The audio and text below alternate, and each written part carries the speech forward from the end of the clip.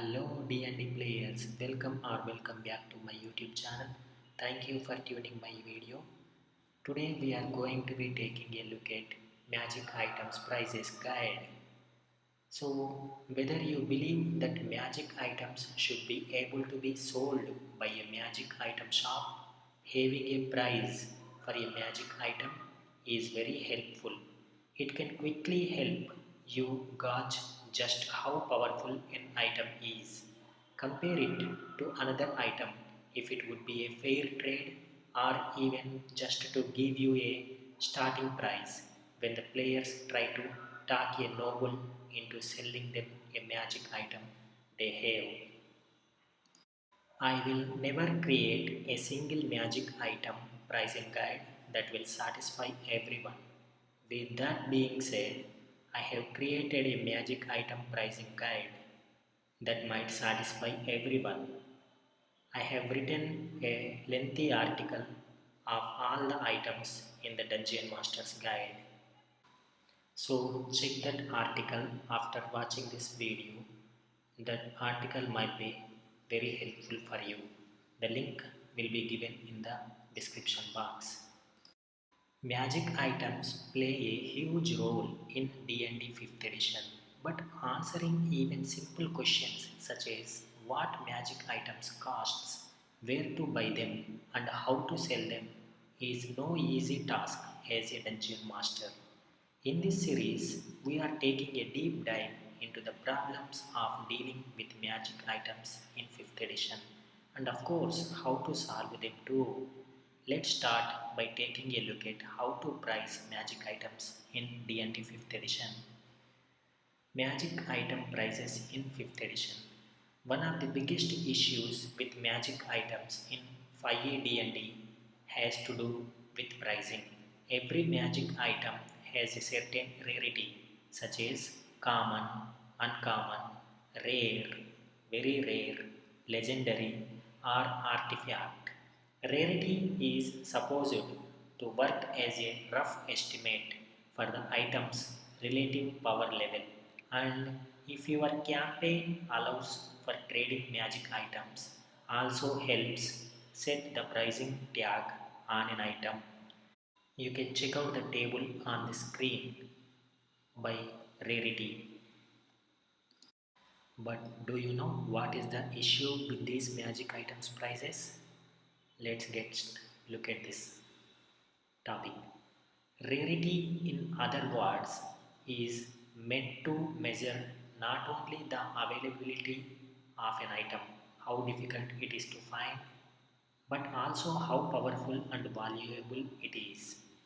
While it makes sense to have the relative power of a magic item determine its value, if you look closely at certain items in the 5th edition Dungeon Master's Guide, it quickly becomes apparent that rarity doesn't always reflect how powerful or useful an item is.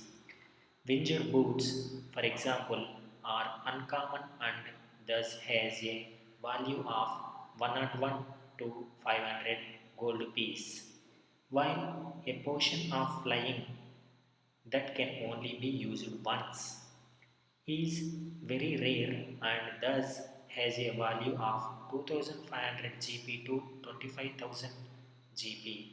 The price of a consumable magic item is half that of a permanent magic item. The main issue has to do with the fact that we are only using rarity to determine value. Just because something is rare doesn't mean that it is in the high demand. And if no one wants it, it's likely not very valuable. Rarity covers supply, the missing link here is demand. Of course, determining the value of a magic item will often be subjective, as it is with fine art in the real world, and it's logical that a rare item that is only useful in a very specific situation can be more expensive than a much more sought after but mass produced item. But this can only be the case to some degree, and there are quite a few cases where you can objectively say that in nearly all situations, one item is clearly a lot better than another, even though it is more common. Take potion of invisibility as another example. A potion of invisibility is a very rare consumable item, so by the official guidelines, it should cost between 2500 GP and 25,000 GP. I am not saying a potion of invisibility isn't great, but it mimics a second level spell and yet has the same value as at least 5 cloaks of protection. An uncommon item listed at 101 GP to 500 GP that grants +1 to AC and all saving throws. And that's if you sold the potion for the lowest price and bought the cloaks at their highest price. If you took the highest estimated value for a very rare item and the lowest for an uncommon item, one potion of invisibility would be worth almost the same as 250 cloaks of protection. These are some issues with magic item prices rarity. So, what are the solutions to this then? Here is our solution. I personally like the simplicity of having items sectioned by rarity. It's easy and it's something I am familiar with from other games. The problem arises when the rarity becomes the only factor in determining value within a very wide price range. One solution is to decouple value from rarity and instead base an item's value on your perception of supply and demand and the item's power. However, this means you would have to price each individual item on the fly at the table, which is easier said than done. You could also just accept that rarity reflects an item's value and go ahead and change some of the official rarities on specific items accordingly. Wanderer's Guide to Merchants and Magic takes things a step further by providing individual prices for all the most popular magic items in 5e based on a combination of their rarity and their power level. So, what is the negotiation of these magic items by rarity? When actually dealing with a player buying or selling an item, you should also consider their skills or lack thereof at negotiating. If you price the items based on their rarity, be mindful that the suggested prices have a pretty wide range. A very rare item is worth between 5001 GP and 50,000 GP for an instance. However, if you don't trust your own judgment on these things or just prefer not to think too hard about it, I would recommend starting a negotiation with the maximum price for an item based on its rarity. If a player is buying an item and then letting the player's bargaining skills determine how low it can go, the Dungeon Master Guide doesn't provide hard rules for bargaining, but discounts of up to 50% should be attainable, which should also be taken into account if you price each item individually. You can allow peer players to haggle by making a persuasion or even performance check, probably with an opportunity for advantage or a lower DC if the merchant takes a linking to them for one reason or the other. As for selling magic items, it would make sense that the character's best possible sale price is half the listed maximum price.